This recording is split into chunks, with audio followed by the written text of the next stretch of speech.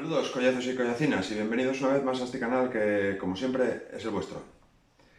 Eh, Todos tenemos un montón de filos y a todos nos gustan. Y tenemos filos de distintas calidades y de distintas procedencias. Pero en general, casi siempre sabemos pues de qué acero están hechos, los materiales que llevan el cabo, su procedencia, en definitiva. Pero ¿qué ocurre como supongo que a todos nos pasa cuando, por lo que sea, llega a nuestras manos un filo, una herramienta del que no sabemos nada o prácticamente nada? Supongo que es un caso en el que a todos nos ha pasado.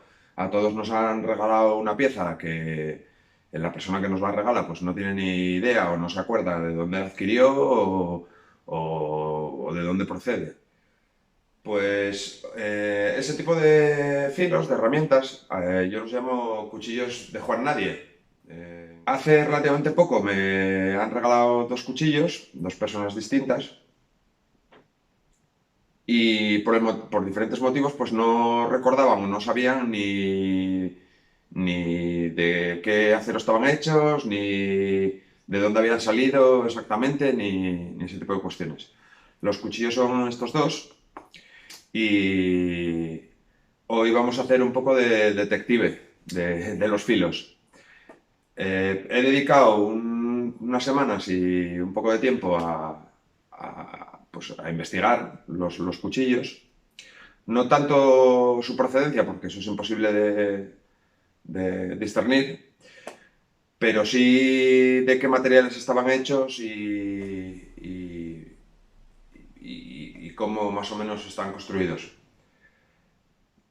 Aún no los he probado, estoy deseando hacerlo, pero no he tenido ocasión. Pero si os interesa, quedaos a ver el vídeo.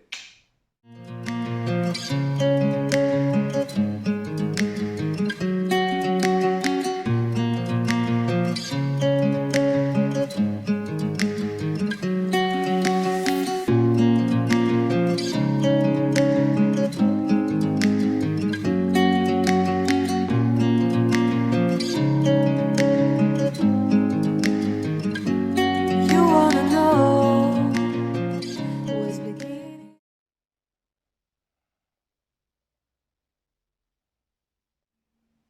Bien, como os dije, son dos piezas. Hoy nos centraremos en esta. Y al contrario que hago normalmente cuando os enseño un cuchillo, que es primero daros la, digamos, ficha técnica y luego echarle un vistazo y analizar morfología, amolado, etcétera, etcétera, vamos a hacerlo al revés.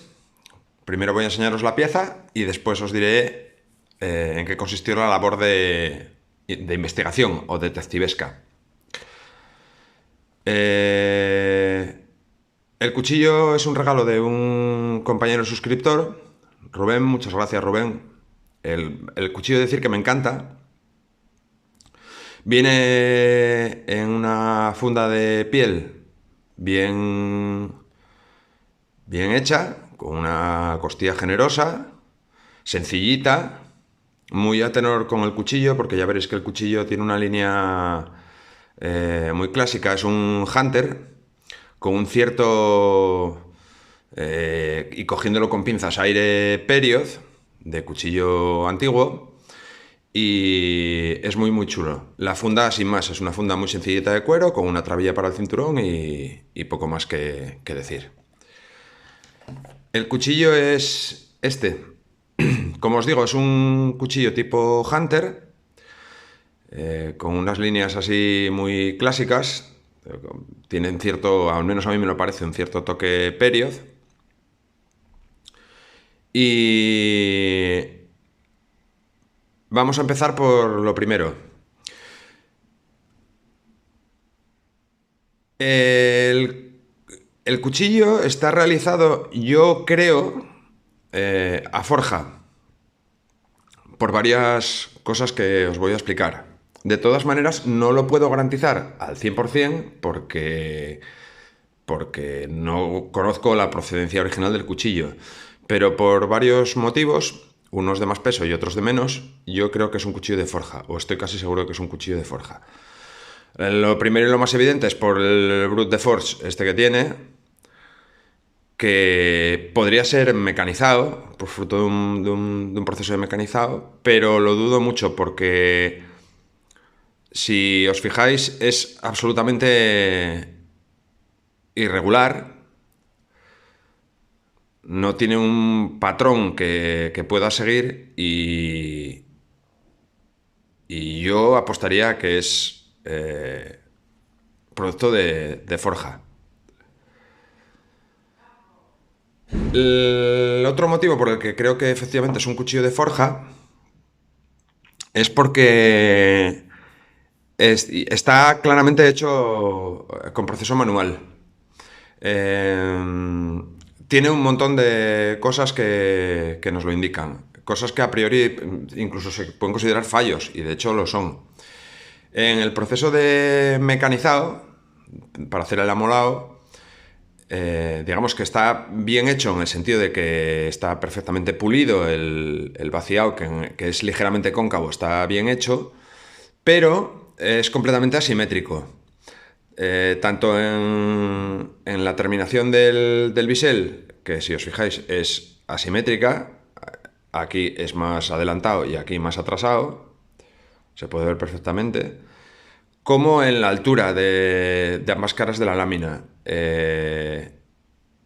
No es simétrico. En este lado es mucho más corto y mucho más alto, y en este lado es mucho más largo y más bajo. Como os digo, las terminaciones y el tipo de proceso de la lámina tienen todos los indicativos de que es un cuchillo hecho de forja.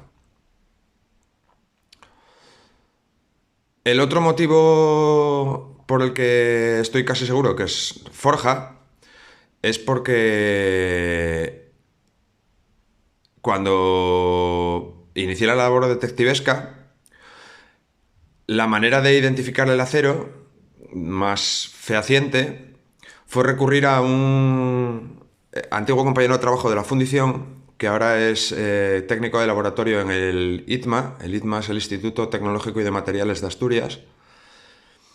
Y desmonté el cuchillo. Bueno, en realidad no lo desmonté yo, lo desmontó un miembro de mi familia que es tornero y fresador. Le sacó los pasadores,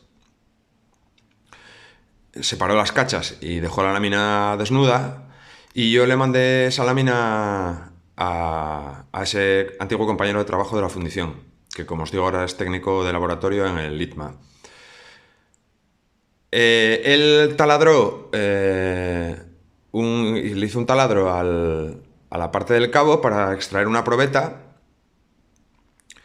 y con a esa probeta la sometió a un análisis en un espectrómetro de masa. La probeta era pequeña, normalmente se necesita una muestra mayor, pero suficiente para un análisis básico de componentes, porque yo estaba casi seguro de que el cuchillo es un acero al carbono, era un acero al carbono. Este amigo, ya os digo, este antiguo compañero, le hizo un análisis espectrográfico que arrojó los siguientes resultados. Lo primero, el cuchillo no tiene ningún componente aleante que lo haga inoxidable, tipo vanadio, tipo molibdeno, tipo cromo, nada. Tiene los componentes básicos de un acero al carbono, que son carbono, manganeso, azufre y fósforo. Y es lo que analizó. Los resultados de ese análisis fueron los siguientes. Tiene un carbono de 0,93, un índice de manganeso de 0,41, un azufre de 0,025 y un fósforo de 0,040. ¿Esto qué nos indica? Pues nos indica que básicamente es un acero tipo 1095. El 1095, teóricamente, y según su tabla de composición tiene que tener un carbono entre 0,90 y 1,03. Este tiene 0,93. Tiene que tener un manganeso de entre 0,30 y 0,50. Este tiene 0,41. Y tiene que tener un azufre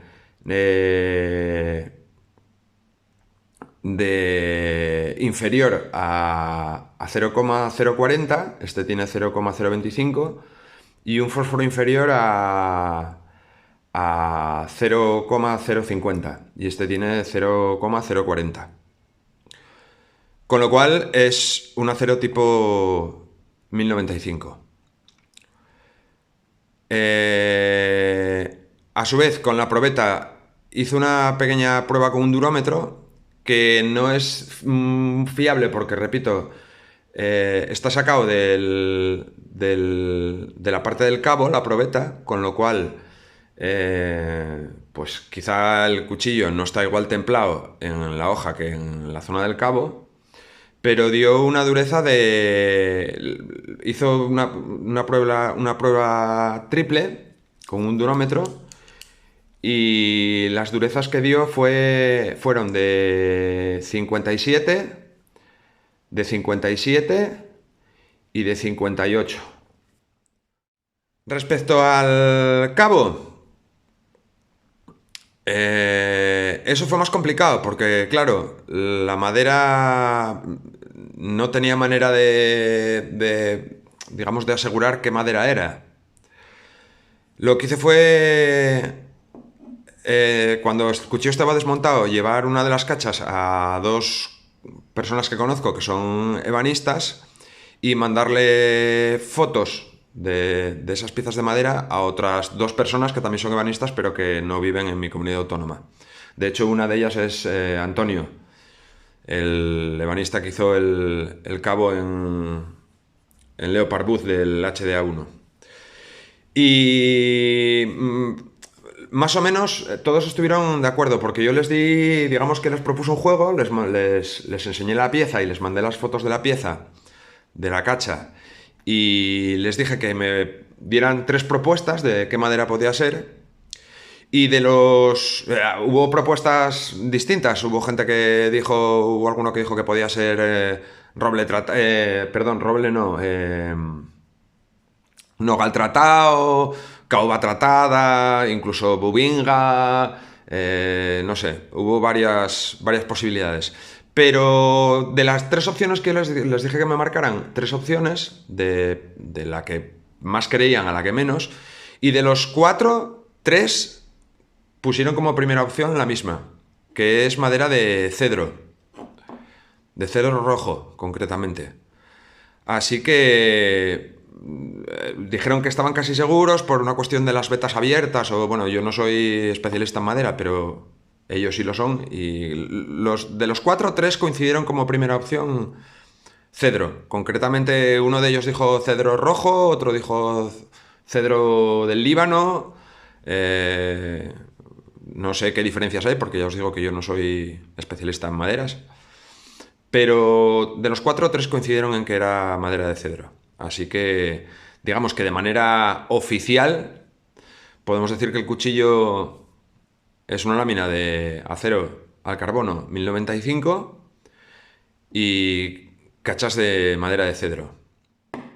Tiene unas dimensiones de 11 centímetros y medio de hoja y 10 centímetros y medio de cabo, un ancho de pala de 3 centímetros en su parte más ancha, un espesor de 4 milímetros, vaciado cóncavo y un peso de 170 gramos actualmente. Antes un poco más porque ahora le falta un poco de material en el cabo. Como os digo, un cuchillo con una línea muy chula, muy clásica, que llegó a mis manos sin saber nada de él y que al menos en materiales ha resultado pues un cuchillo de cierta calidad. El trabajo de construcción, sin ser malo, adolece de los defectos que os he dicho. ¿Eso qué puede indicar? Pues puede indicar que el artesano que lo hizo no tenía mucha experiencia en los mecanizados o no tenía la herramienta adecuada para hacer unos mecanizados de alta calidad, pero le ha puesto ganas y cariño. Punta ligeramente drop, con una línea, ya os digo, de cuchillo hunter, de cuchillo de caza muy bonita.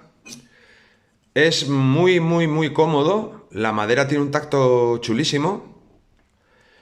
Y falta por ver cómo se desempeña. El cuchillo venía bien afilado. Yo de todas maneras le di un repaso con chaira cerámica y cuero. Y corta estupendamente. A priori. Falta por ver cómo trabaja. Ha resultado una pieza muy interesante. Espero que os haya gustado el cuchillo, que os parezca interesante la labor de detectivesca, que a mí me ha resultado muy graciosa y lo he disfrutado mucho. Y nada más. En otro vídeo os enseñaré la otra pieza, que la labor fue exactamente la misma, la labor de investigación, y espero que os guste y que lo disfrutéis. Así que un abrazo muy fuerte a todos y todas, cuidaos mucho y nos vemos en próximos vídeos.